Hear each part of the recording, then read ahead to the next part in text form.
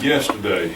Yes, we do. We've got guests. Y'all aren't guests. You're back for a second time. So all your right. family. Right here, my son Tom. Tom, stand up and tell us a little bit about yourself. How'd you make it down this way? Father's Day, Father. All right.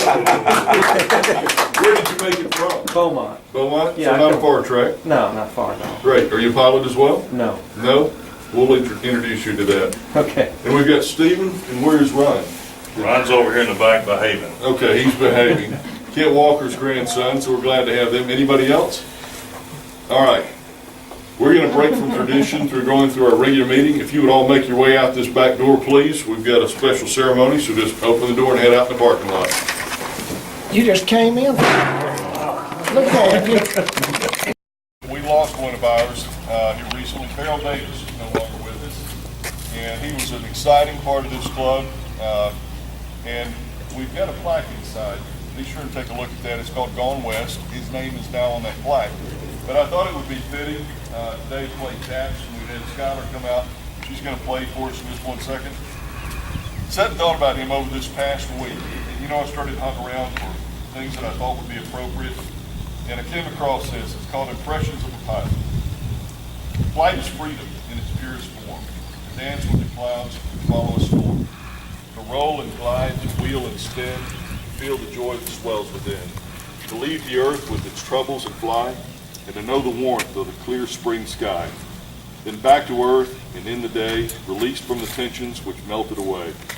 Should my end come while I'm in flight, whether the bright of day or darkest night, spare me your pity, shrug off the pain, secure in the knowledge that I'll do it again. For each of us is created to die, and within me I know I was born to fly. And I thought of him when I saw that. So if we will, let's face west. Sarah's going to play tap. Skylar's going to play tap for us as we remember Farrell.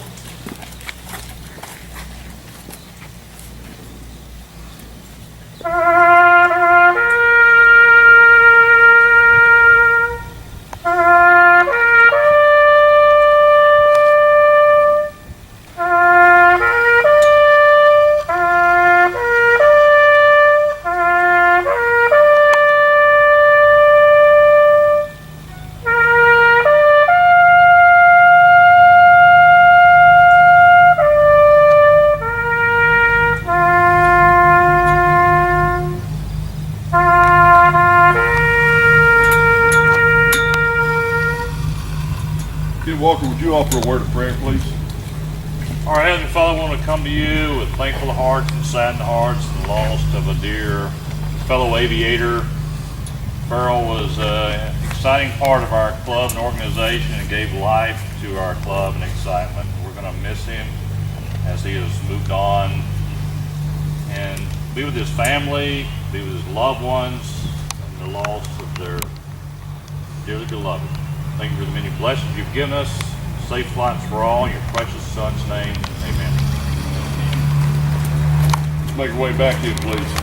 I said, she said, well, I like to hear other voices. We all cracked this thing. I like to hear other voices as long as they're in the same room. Well, yeah, I guess, you know, it's just, it was good. Yes. I had a receptor pup, Ultima.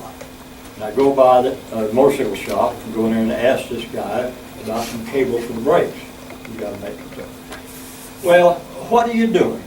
Well, if you go in and explain somebody for airplane, they don't like it. Well, this went back and forth between us, and finally I give up. Okay, I got this little airplane I need to be. Oh, I used to have airplanes.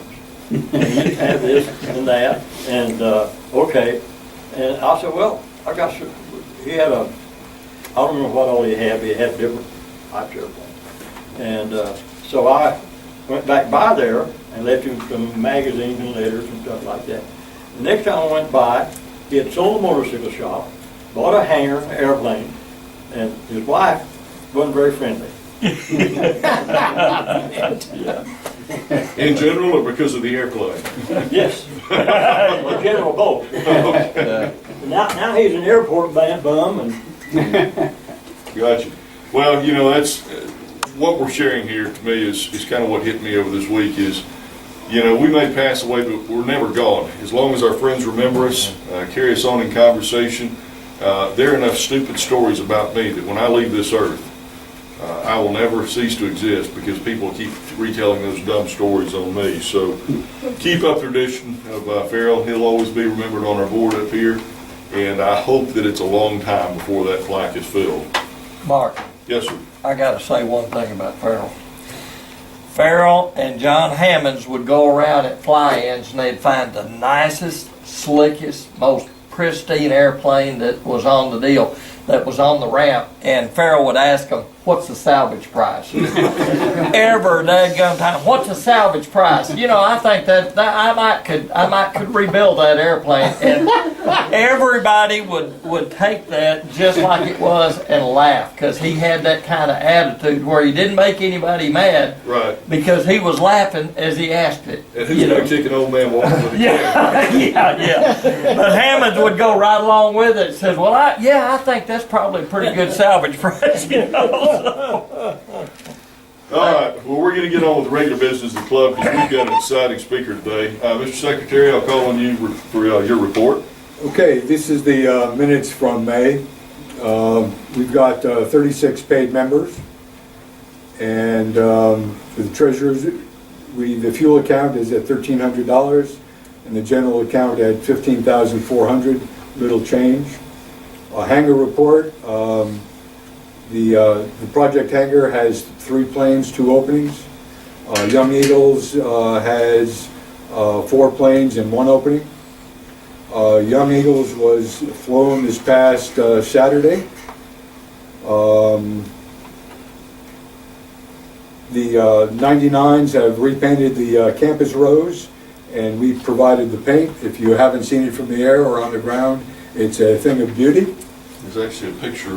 Where was it? It should, I think, It was there? It's behind the screen. We'll look at it later. Seth Jordan is going to be attending the Air Force Academy at Boulder. Ben Williams soloed in the 150. Our speaker last month was Paul Hansen from the Flying Vikings, and we're in the planning stages of possibly hosting that through the EAA Chapter sometime in the next year. And of course, the passing of Farrell Davis. May I have a motion to accept the minutes as read? Motion to accept is read. Motion, second. Second. There's a second. All in favor? Aye. Aye. Any opposed? That carries unanimously. Mr. Treasurer, call on you for your report. Yeah, so we have 2 accounts. One's the operating accounts. I got $16,542, and the other fuel account, I've got $1,059. And the bills are all paid. Bills are all paid, and it's made mention of the paid up members. Look at the list up here. If you're not on it, you're not paid. You won't be attending Christmas dinner. You won't be invited back to next month's attendance. Throw your money towards Kent, please. I gotta be tough. Gotta be tough. We got scholarships for people that attend the Christmas parties. Yes. All right, moving on to hangar reports. Jim, have you got anything? You've been out? I just want to say that I appreciate everybody that called to try to help, and while I've been out, and it means a lot to me.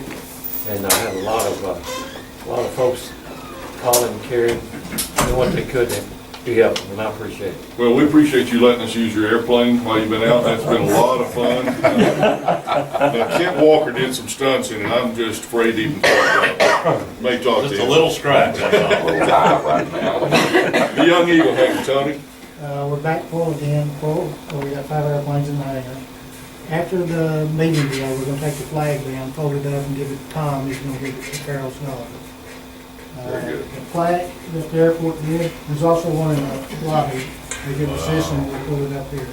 They give us credit for the whole $1,800. We only paid $6 something for the plaque.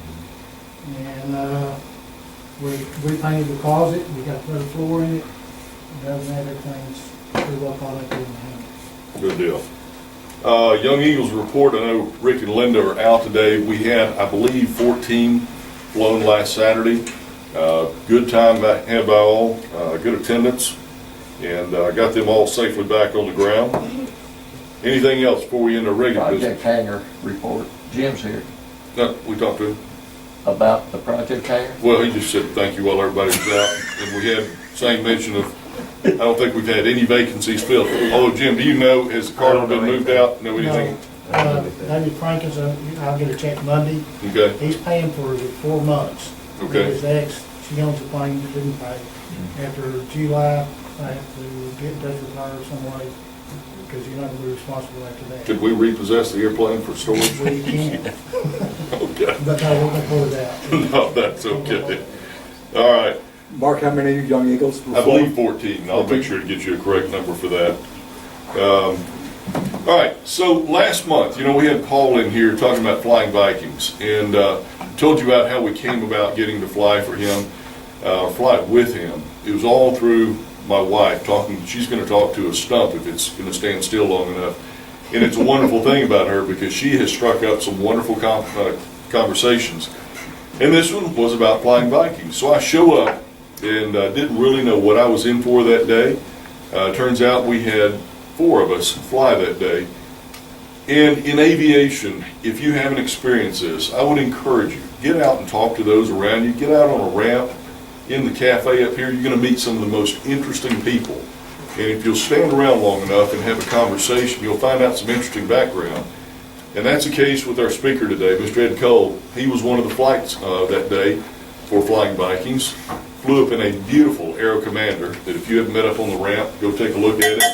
And we got to talking. Interesting background. Made what I thought was going to be a short friendship. Fast forward a couple of weeks, Sean, strangely enough, says, "Oh, let's go over to the Hangar Hotel for Memorial Day." Man, I wasn't going to argue that. So we fly over there, and on landing, turning off the runway, what do I see? But Ed's Air Commander sitting over there. I said, "I know that guy." Asked around at the front desk, and he and his whole family were sitting up on the balcony at the Hangar Hotel, so we got talking some more. And I asked him if he would come over here and talk today, because you never know a person's background until you start asking. And I'm going to leave all of that to him, but an interesting background this gentleman has. So, Ed, I'm going to ask you to come up and share your life story with us.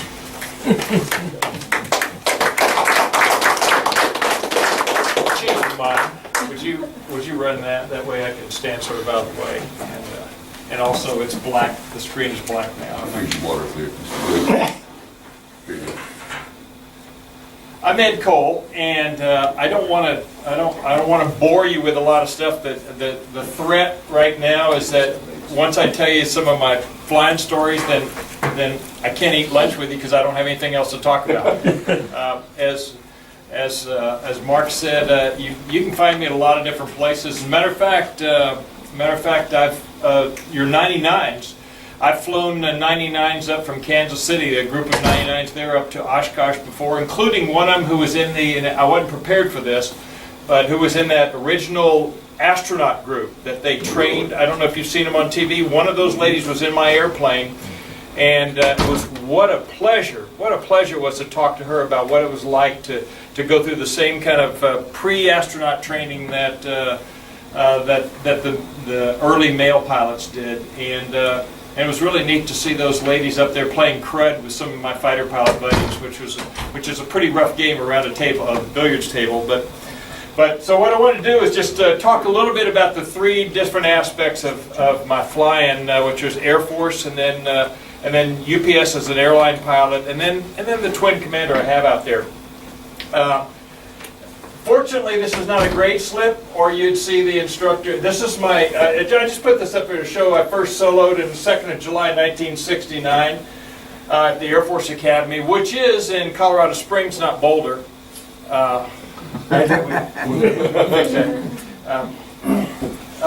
Otherwise, I'd never make it back to the football games.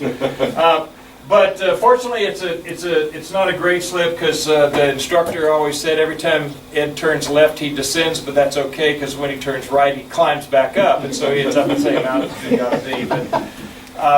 But I graduated from the Air Force Academy in 1970 and went to pilot training in Columbus, Mississippi, and after that, I was assigned to Langley Air Force Base where I flew T-33s. Should you put the slide for me? Let's go. This is actually when I was a cadet, and this is what won my heart to flying. I wanted to fly anyway, but I'd never flown in an airplane from the time except when I was really, really small. And then I got to ride in the back of a T-33 when I was a 19-year-old young man, and I thought there's nothing else I want to do in my life other than fly jets. So I went to pilot training, graduated from there in 71, went to Langley Air Force Base where I was flying those same T-33s. So it was sort of like a step back in history. The T-33s were used at that time to be targets for interceptors across the U.S., as well as to keep the old fighter pilots that were my heroes at TAC headquarters, keep them current in a fighter type aircraft. And the nice thing is you get to wear a parachute and all that. I was also toward the tail end of the T-33 program at that time because I delivered some of them to I think it was Pensacola to turn into drones. So it was I'd done that more than once because I did that with F-4s also. But next slide then. Later on I went on to Holloman Air Force Base. The Air Force up until that point had taken people right out of pilot training and put them right into fighter aircraft. And they came up with a plan. This would save a little money as well as teach a young guy in an airplane he was already familiar with if we could have a transition to fighters in another aircraft. So as you probably know, the Air Force in those years, you graduate from pilot training flying T-38s. And so they took a whole bunch of T-38s, sent them out to Holloman Air Force Base, New Mexico, on a fighter base. And they said, what we're going to do is we're going to take those kids, 22-year-old kids out of pilot training who have been selected to fly fighter aircraft. We're going to send them to Holloman. They're going to get in an airplane with an instructor pilot, and they're going to learn to fly fighter tactics, basic fighter maneuvers, in an airplane they're familiar with. It's going to do two things. It's going to give them an airplane they're familiar with, so their learning curve will be steeper.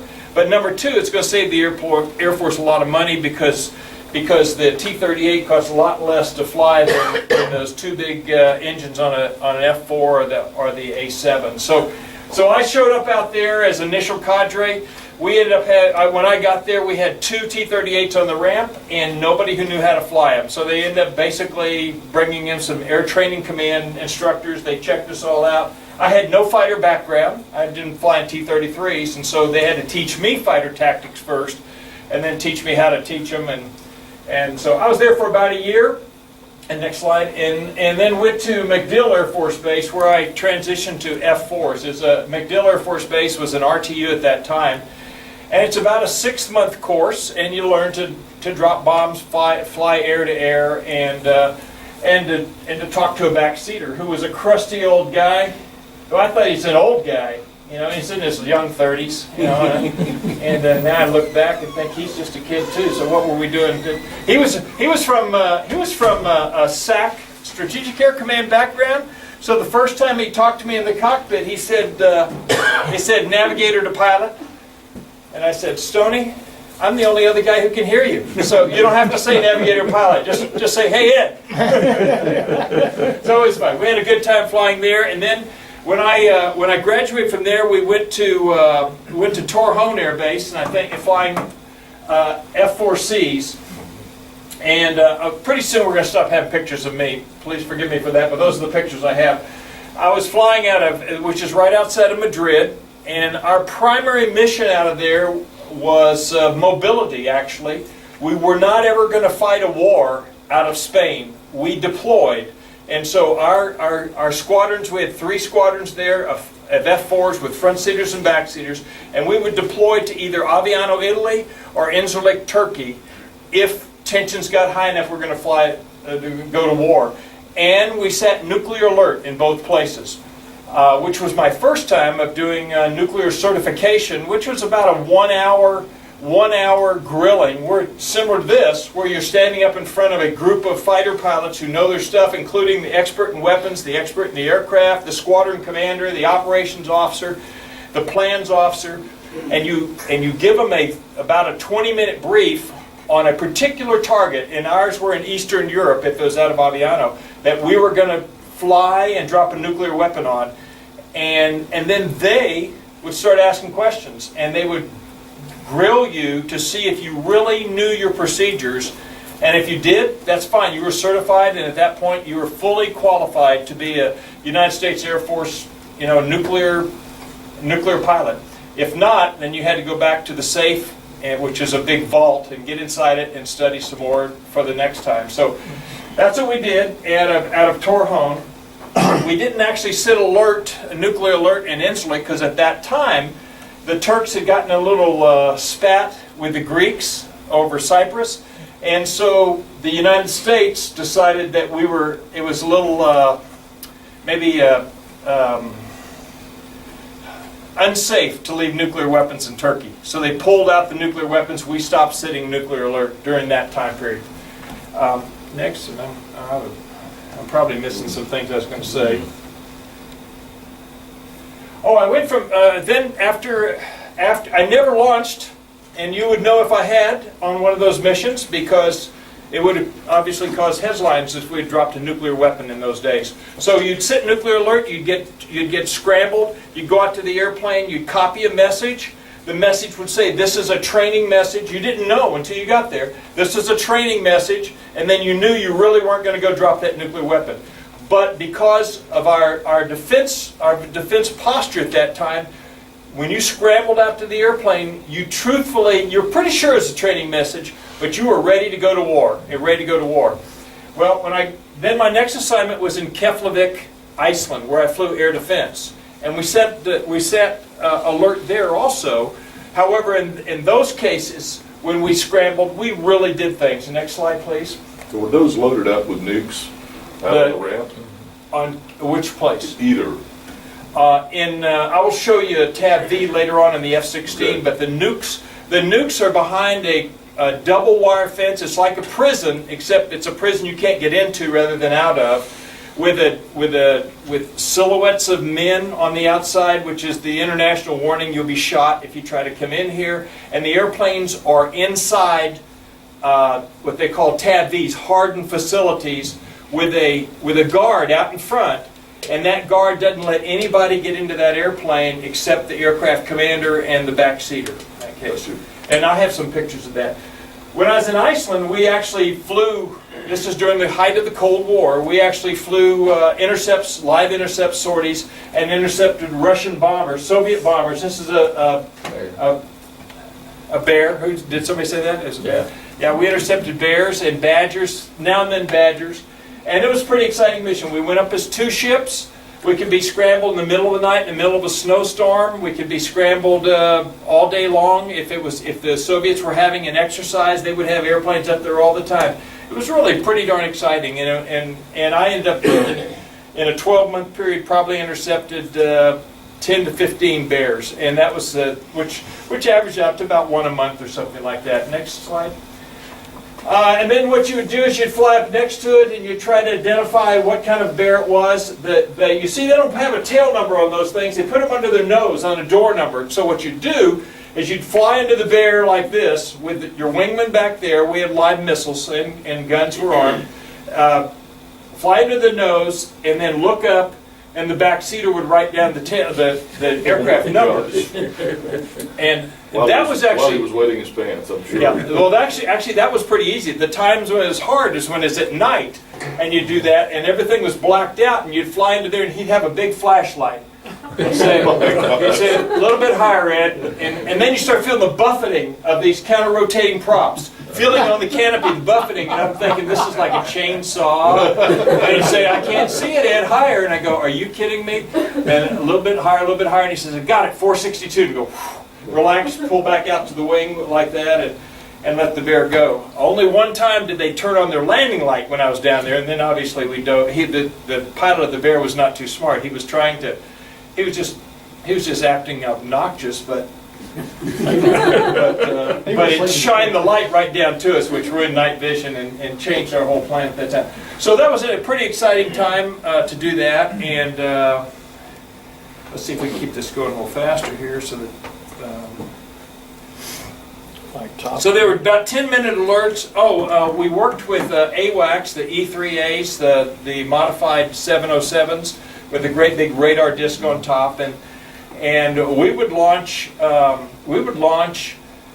when the bears were hundreds and hundreds of miles away, and they'd give us an initial vector, and then the AWACS would eventually get them, and then our radars were tuned up there. As a matter of fact, part of the in briefing when I got to Keflavik was, first thing, we don't ever miss intercepts. We never miss them. I go, whoa, wait a second. When I was at Torrejon flying F4s, we sometimes didn't find the guy we were intercepting. And they said, no, we don't ever miss them because these intercepts are briefed to the president every morning. So number one, don't make a mistake, know your stuff. And number two, don't screw around.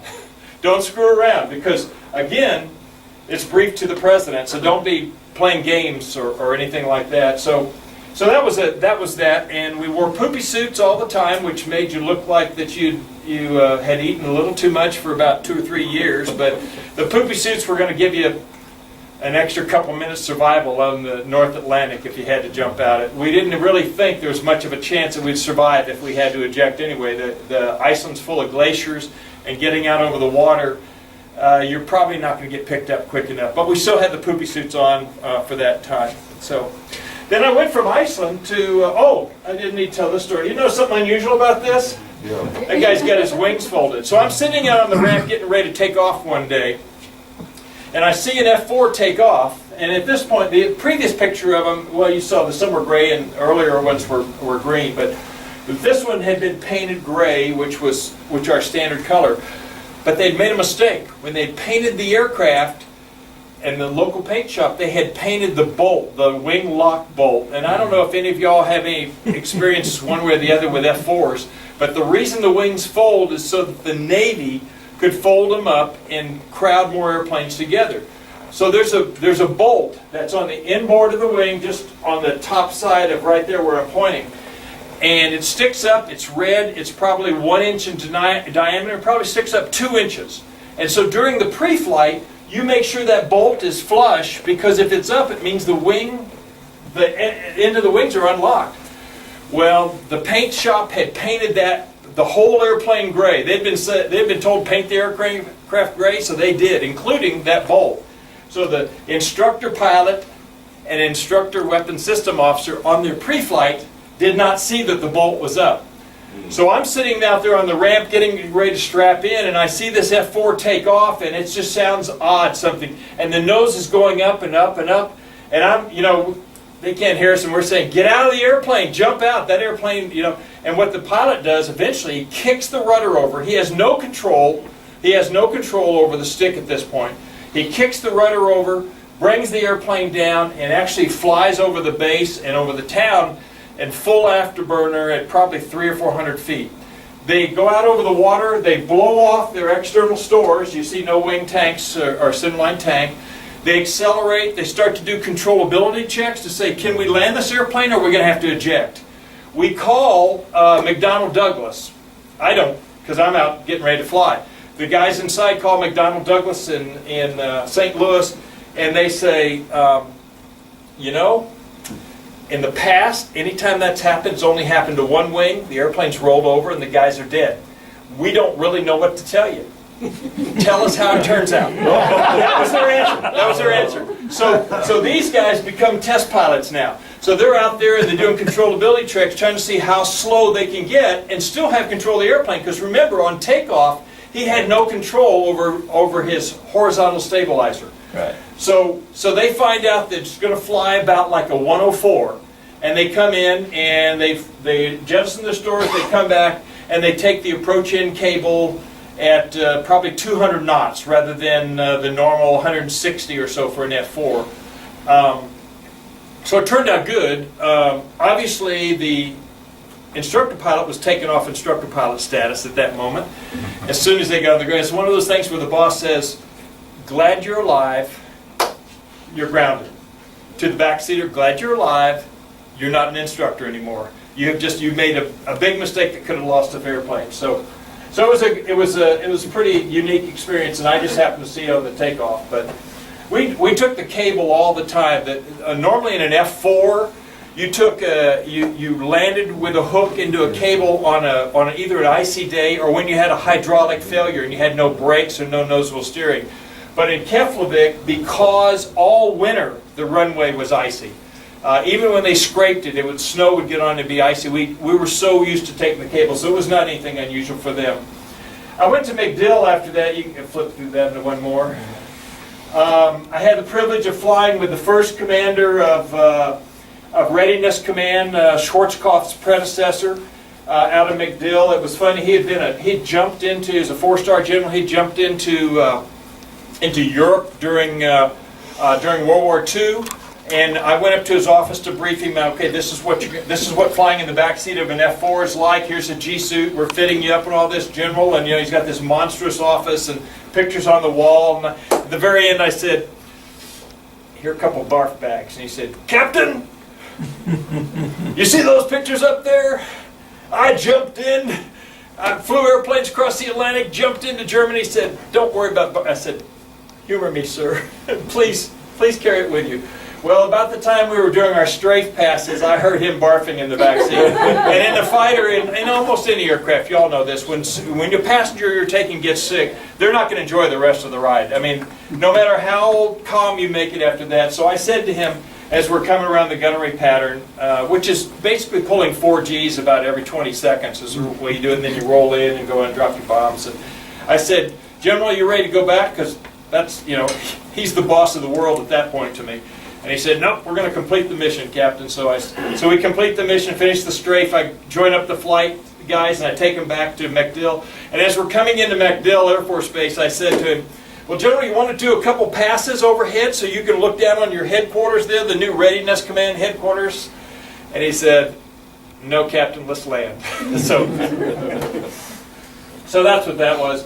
And being a range officer at the gunnery range, they have the strafe targets here with which, on an F4, there's nothing more beautiful than an F4 flying low altitude with a smoke trail. It also makes it easy for other airplanes to find the F4 because the smoke trail points right to where the airplane is, as opposed to an F-16.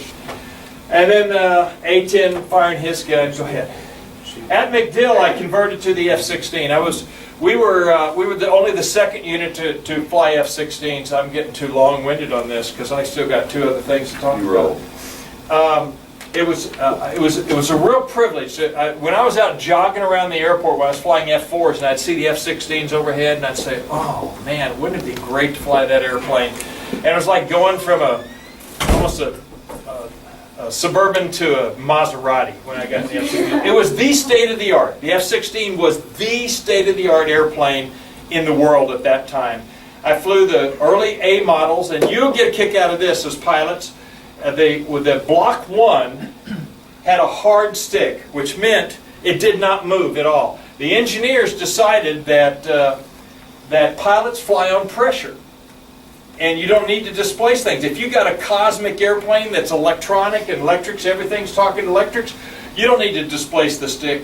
Well, that's where roll ratcheting came in. Roll ratcheting, a word that came up with that airplane. And that's because, as a pilot, if you can't feel the stick, if you can't feel it, you don't know how much to turn. And so in those air models, you'd be doing like this, because you didn't know, and you'd come back from an air-to-air mission or even a formation mission, and you'd be totally worn out because, again, you didn't know how far to pull back the stick when you pulled. So you'd pull it back, and then you just and the stick wouldn't move, and so you just put more and more pressure. It was like doing isometrics.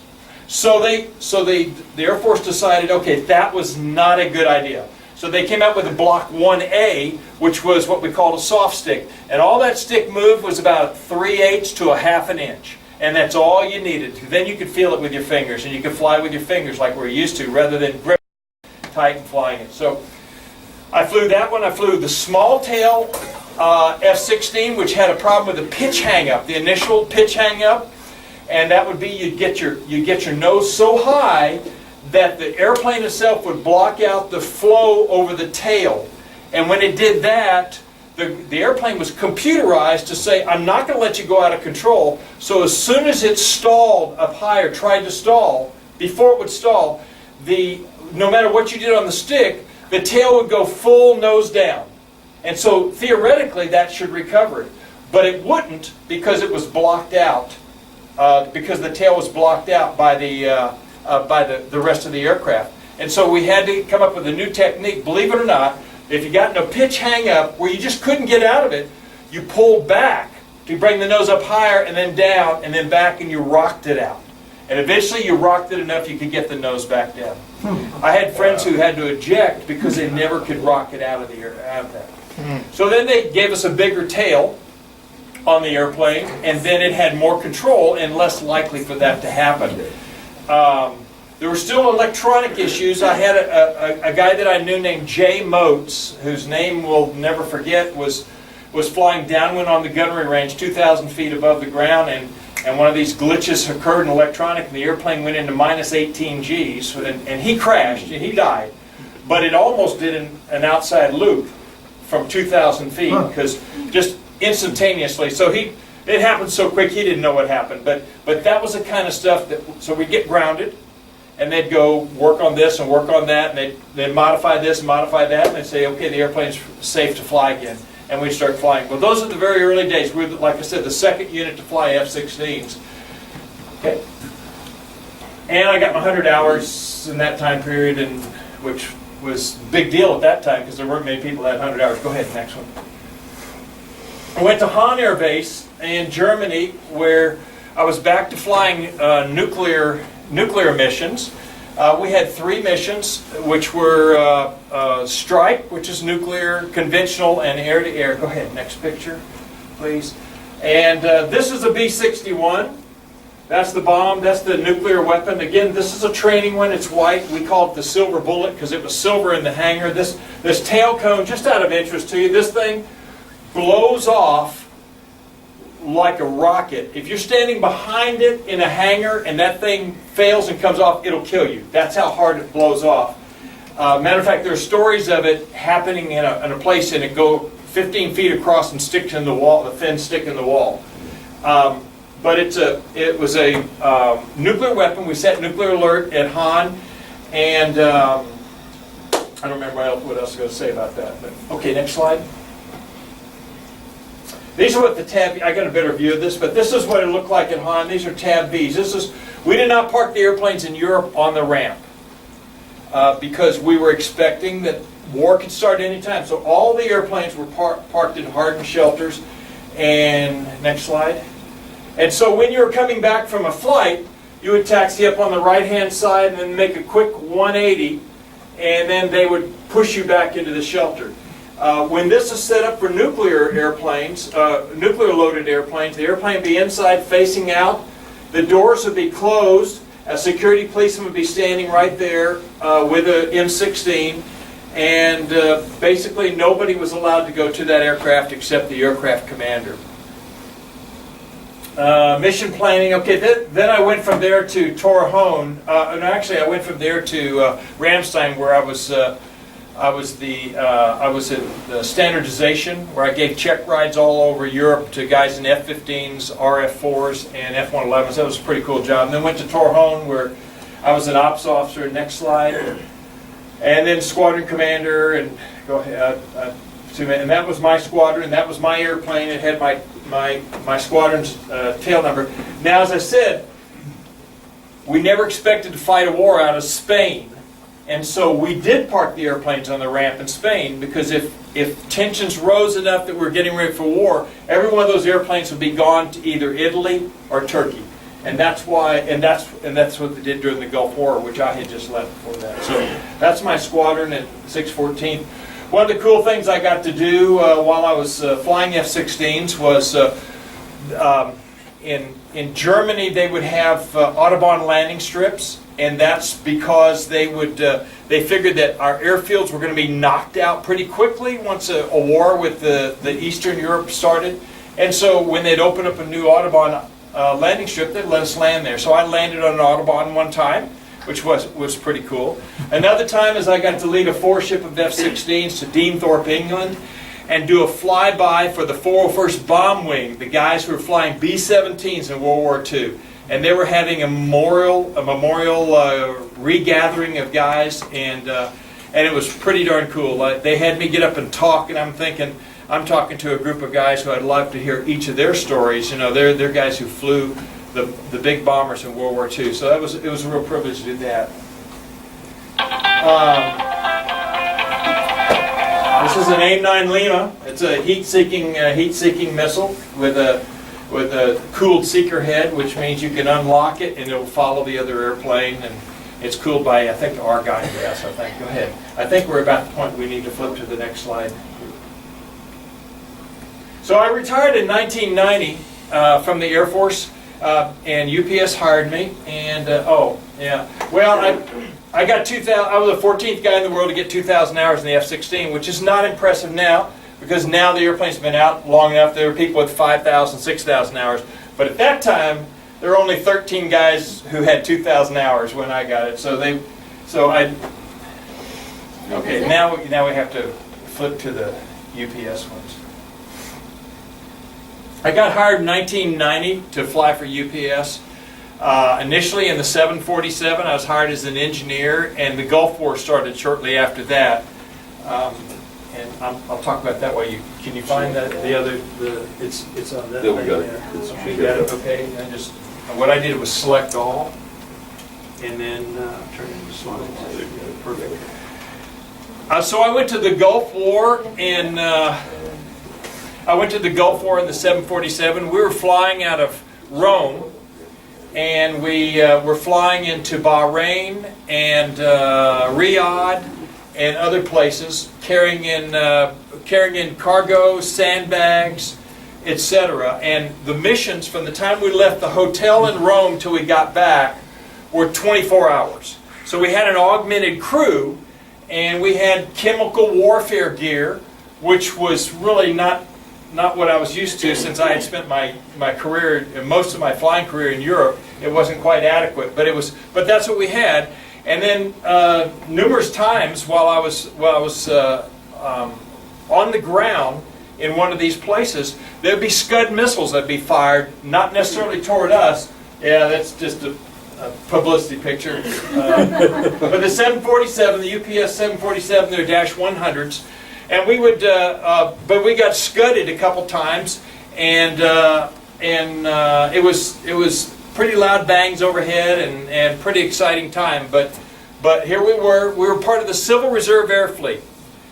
That's the first time it had ever been called up, and they were having airplanes that belonged to UPS and other civilian companies fly the same kind of missions that the Air Mobility Command aircraft were flying. We were flying cargo. We weren't flying people, but the others were flying soldiers. But we were flying cargo into the war zone, and that was pretty exciting, especially for me because I was following what my squadron that I had just given up a year earlier was doing in the war. My squadron, the 614th, had led the first combat mission into the war zone, and one of our guys got shot down, and it was just so this was really important for me to be able to be a part of it, even though I wasn't part of that squadron anymore. Go ahead. And then I got upgraded to first officer, and then eventually captain. Flew 75 and the 767 for UPS. Go ahead. We don't need that. Yeah, thank you. And that's. Go ahead. That's just a 76 turning. This is Osaka from the hotel room. I flew domestic and international, so I had some enjoyable layovers in Singapore, Hong Kong, Cologne, Paris, Seoul, Shanghai, a lot of different places. Go ahead. That may be Narita. I'm not sure. Go ahead. We'll just flip through these quickly. Just a pre-flight of a 767. You see all the cargo doors. You'll see more of them here. We'll just keep going here. And that's how they load that stuff up and bring it in that main cargo door. Those guys the loaders are really good at UPS and FedEx. That they get your weight and balance perfect. They bring you a sheet so that you do take off correctly. You remember the 747 that took off out of I think it was Iraq, that the cargo shifted? Yeah. And that's a terrible video to watch where the airplane just stalled and crashed. Well, this is why these guys earn their money, because they bolt those things down, and so they don't move, and they have the weights of each one of these bins exactly in the right spot. Anything that's dangerous goods, they put apart from another dangerous good thing so they don't mix together. So for the most part, it's about as safe as you can get. Go ahead. And that's loading it in the cargo door. And then, go ahead. Yeah, we'll go another one. And then there's under the bellies another cargo door also, and on the other side there is also. And that's how they do. This is loading them in, and we're in the cockpit waiting for that to happen. A lot of different weather I flew in. And Cat 3, the 7.5 and 7.6 are Cat 3 airplanes, so one of my last missions was flying into Oslo, and the tower actually said, when I was on short final, we were flying a Cat 3, the tower said, "Tell us when you land, because we can't see the runway." And so we landed, and the first thing you see is the white of the runway coming up, and then clump, and then the autopilot tracks the center line via the ILS signal, tracks the center line, auto brakes, pull full auto brakes, and then you go into reversers, and you track down, and then you say, okay, am I going to be able to find a taxiway to get off this runway? And so we did. We found one, got off the runway, found the parallel taxiway, and that was as far as I could go, because the UPS guys were on the ramp over there saying, well, come on over here, because we're ready to unload you. And it was all white. And on a heavy loaded 767, you're not going to want to go across the grass, and you couldn't see where the ramp was. But part of the fun thing about flying Cat 3 approaches is that you other airplanes are upholding, and you're on the ground. So, We felt like that recently because we had no markers on the runway, so we pretended it was Cat 3. Yeah. So go ahead, keep going. There's some cold weather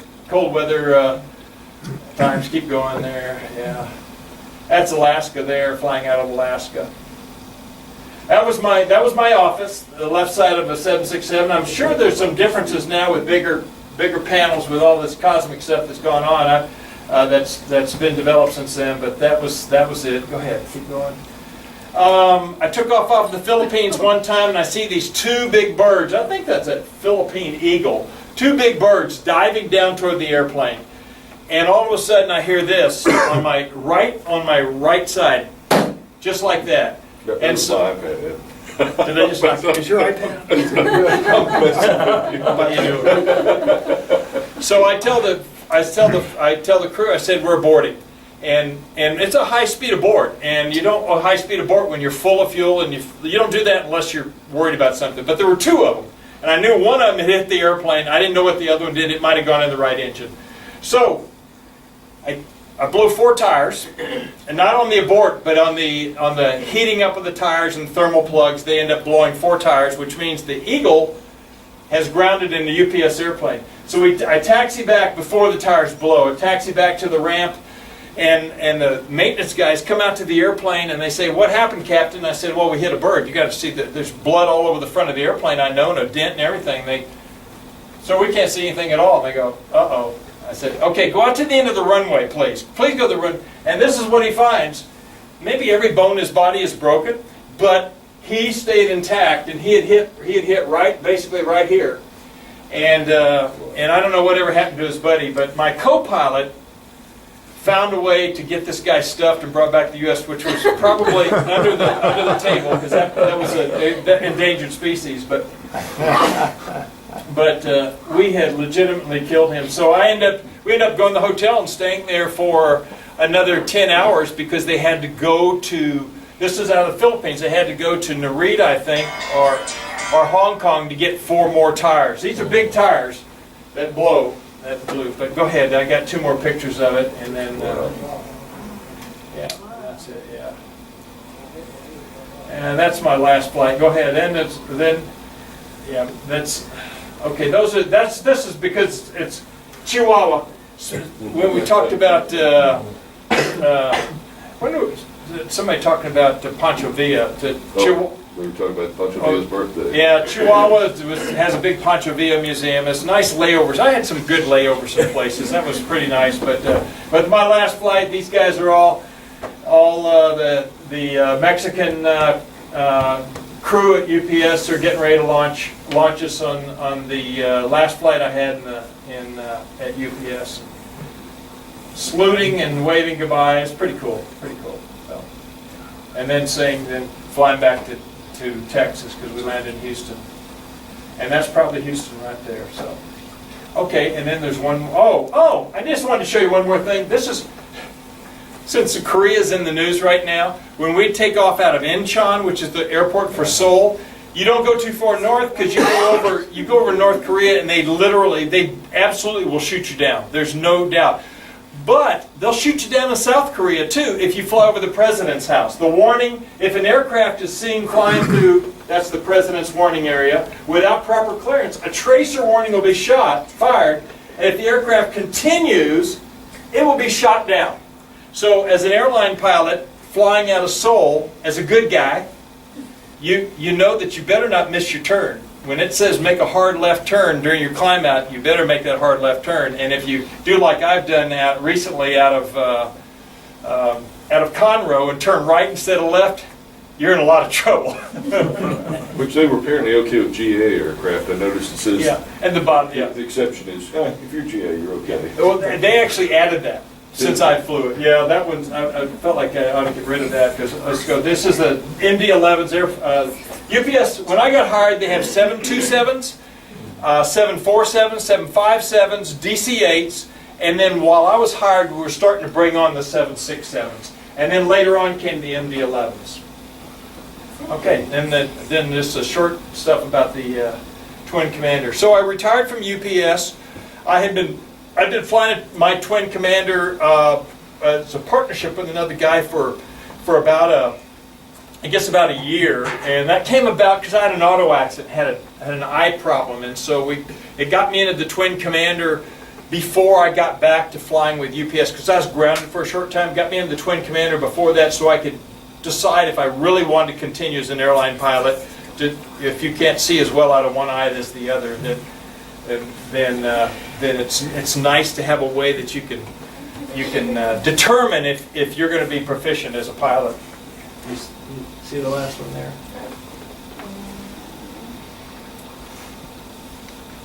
So myself and another guy went in together on the Twin Commander, and I just fly it. I basically fly it for fun. I've flown to Las Vegas, San Diego, Oshkosh a few times, Sun and Fun a few times, up to the Little League World Series, Omaha for the College World Series, Colorado a bunch. I fly anywhere I can. As a matter of fact, you won't be surprised with this group of folks, large group, that if you bump into that airplane on the ramp somewhere, Albuquerque, El Paso.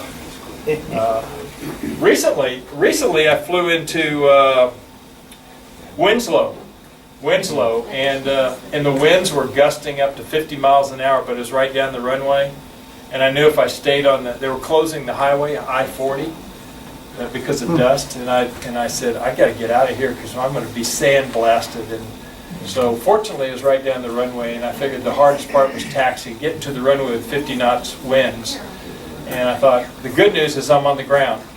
So if the wind is too tough for me to taxi, I can just shut down, call the guy inside and say, would you turn my airplane into the wind? But once I got on the runway, I knew it was right on the nose, so I took off out of Winslow, and it turned out okay. But we're having issues with it. uh-oh, can't find the other one. Well, we've got it. We just can't. Okay, go up here, and yeah, click either one. I don't know. I think it's file maybe. Open with, and then put preview. There we go. Okay, now if you can just make that come up here. So one of the cool things, and that's okay if this is over here. All right, President Eisenhower. Did any of y'all know that? You knew that. Yes. President Eisenhower had a Twin Commander. Actually, I found out when I was doing a little more research for this, he actually had it built for him. He liked the Twin Commander. When he was having, I think, his heart issues, he was going between Washington and Gettysburg, this is the airplane he'd take. But other people took him too. He ended up flying about 8 of them. Off and on, different commanders, but that was pretty cool. So every now and then you can go to an air show and you'll see this airplane. I've seen one. I guess it was owned by an American Airlines captain who was also an A&P. Go ahead. Yeah, and then these are the advertisements back in the less politically correct days. The advertisements are basically saying that the Twin Commander is going to make you really popular with the ladies. And that's mine, parked at Easterwood. That's my office now. You see, I don't have the new stuff. I do carry an iPad. I got a 396 and I got the 430 here, but other than that, it's all round gauges, and every year my instrument minimums go up, just because how quick my cross check is. I love to fly, so we just flip through some slides. There's going to be something interesting. Somebody took this picture, I didn't even know who it was, just all of a sudden it turned out on Flight Aware as my airplane. I go, oh, that's pretty cool. Iola, Kansas. Yeah, they didn't have a hangar big enough. That tail's the same height as a King Air. And the advantage of it is that puppy will make single engine, if you lose an engine, make single engine really workable. A lot easier than maybe other aircraft. But I get to Iola, Kansas, and there's an ice storm that comes, and I've sheared a starter shaft, and so they've got to park me, and because of this photograph, they built the new hangar in Iola, Kansas. So if you guys need a new hangar built, all you have to do is train to take some pictures. Go ahead. That's hilarious. Yeah. I just flying over different parts of the country here. Oshkosh. Y'all been to, a few of y'all been to Oshkosh, I bet. This is not a bad airplane to camp at Oshkosh. You got multiple towel hangars there. And the really good news, go ahead, next. The really good news is no matter where you are, you can find the airplane. You can be on the other side of the ramp with the place where you pick up the rental cars, the FBO, and you can look across and say, yeah, that's my airplane right there, because of that tail. Wow. This is before your airplane got there, or before you got there. This is Fredericksburg a couple weeks ago. Yeah. Got a navy on. Yeah. And then I got the privilege last fall of flying Hurricane Harvey relief. Angel Flight wrote a note and said, would you be interested in doing that? And so I was there the very first day to do it. They only let us do it about 4 days, and then they had enough trucks going down there that didn't need it. But I flew into Beaumont, I flew into Orange, and I can't remember the other one. I have it on my notes here. But we'd go up to Georgetown, and they'd start loading the airplanes up. Go ahead. And another commander came, a guy I've met in previous times. Go ahead. Were you flying people or supplies? Supplies. Okay. Just supplies. Yes. And they had a lot of stuff to take down, and you'll see go ahead, the next one. You'll see in one of these pretty soon the kind of things we took. A lot of water, Gatorade, diapers, some actually dog food sometimes. Things for pets, babies, and water, basically, is what we took. And my problem was not how much room I had, because I had plenty of room. My problem was weight, and balance. Okay, next slide. This was my departure out of Beaumont, showing all the first day I came in there. I'm on short final. I'm not more than 500 or 600 feet, and the tower says, "Watch out for the rescue helicopter that's below you on final, going left to right." So this is one of those times when it's nice to have ADS-B on your iPad, because this. Well, it wouldn't be scary at all if I didn't have it, because I wouldn't have known they were there. But having it made me realize that I need to be really careful. So go ahead. And then this is into Beaumont the first time. The C-130s are everywhere. 1, 2, 3, 4, and then I think I took the camera. Go ahead. And the camera on the right, and some more airplanes out there. And so it was a lot of airplanes were coming in. I'm not sure why they need the little commander, but it did mean that they got me stuck behind these other airplanes, and I sat on the ramp before they could even unload me for maybe 45 minutes. Go ahead. And helicopters. We'll just go through these pretty quickly. Helicopters were coming in, and a lot of water damage. Y'all have seen pictures like this already, so we'll just go through it pretty quickly. But you see there's a ton of water. Everywhere on that Beaumont area. It was like an island. The airport was like an island. Go ahead. That's a terrible picture. You know? But you see the damage was devastating, and you see homes that you don't even see the yards around them, just water all over there. Like that. Go ahead. Yeah.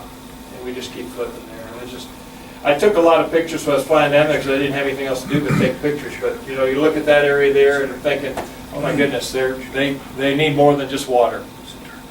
But they didn't have drinking water. then it'd get to places and there'd be people out there unloading the airplane. You keep going there. Bob Hoover flew this airplane, as you know, if you've Yeah. seen his air shows. It's pretty exciting to I had a privilege to meet him. Go ahead. I think the next picture's probably gonna, and that's his twin commander. And then I had a chance at Oshkosh to sit down and visit with him one time, and that was just, he told a couple stories, and that was nice. I tried to get him to come out to my airplane so he could sign it somewhere, but he was on his own pretty tight schedule. Go ahead. Yeah, go ahead.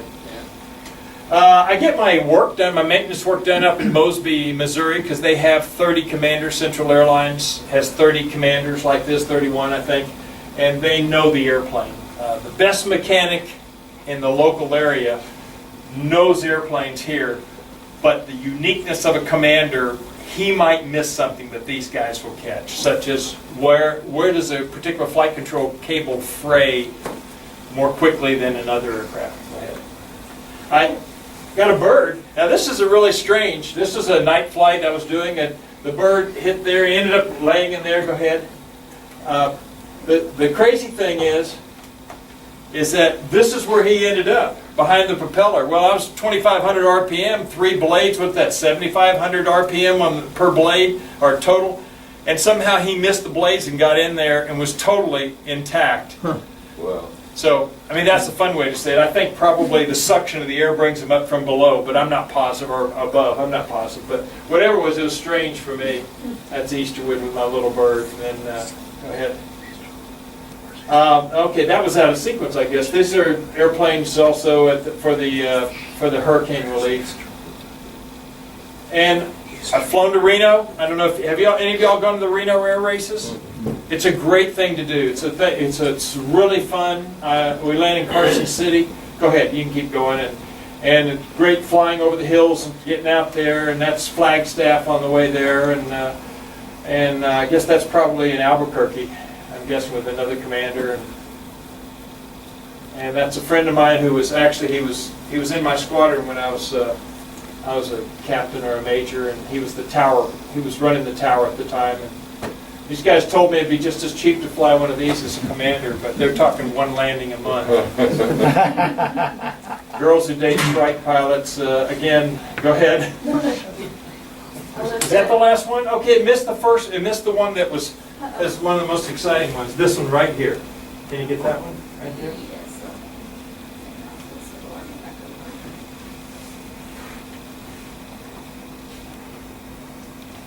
Okay, this is really cool. It's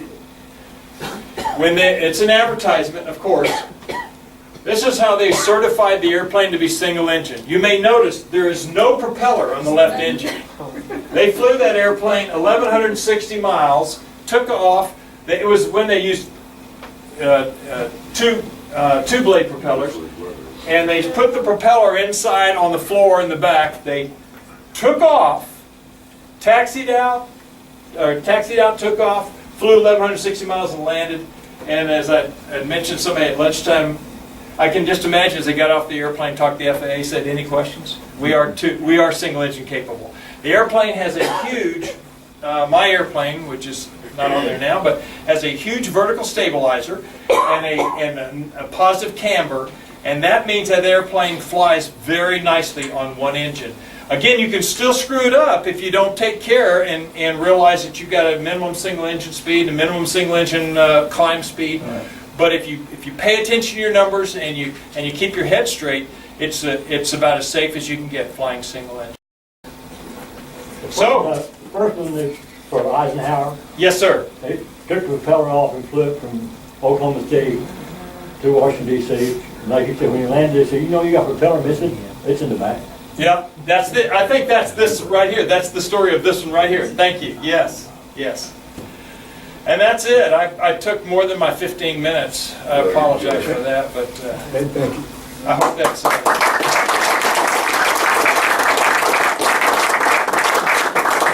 Any questions for Ed while he's up here? Anybody? All right, thanks so much. Neat career. Pretty thorough. So those are the sort of people you meet out on the ramp, and if you don't ask questions and you don't shake hands, you miss opportunities like that. I really appreciate that, Ed. All right, so we'll get on through these other things. Any old business? I didn't have any recorded, anything. Only new business I've got up, our airport project. I believe we are now completely finished. Everything's been done out there, so if you find any uh-ohs, please let someone in the front office know. Oshkosh is coming up. Who all's going? We've got a handful. Good deal. Looks to be a lot of fun this year. If you haven't looked at that, it's online right now. I've received my NOTAM in the mail just yesterday, so I'll be busy this weekend taking a look at that. Anything else needs to come before the group? Nothing? All right, we'll stand adjourned. Hey, Yes, sir. Hold on. I just want to say, John McConnell, he had major surgery 2 weeks ago. Okay. Anyhow, he's back in Lufkin now, and everything's looking pretty good. Don't do this, say it's doing pretty good. Well, he's doing fairly good. Good. I'm glad to hear that. All right, guys, go enjoy a burger or something. Thanks for coming in.